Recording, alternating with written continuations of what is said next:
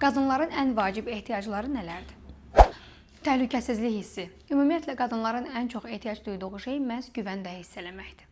Bu, həm maddi, həm fiziki, həm də mənəvi olaraqdır. Bu, hər biri yerində olanda əla, fəqət boşluqlar olanda qadın bədənində ciddi gərilmələr hiss edirik.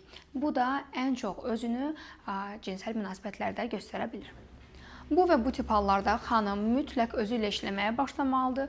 Buna xüsusi fiziki hərəkətlər daxildir, buna zehni olaraq işləmək daxildir, amma mütləq özü ilə bağlantısını düzəltməsi lazımdır.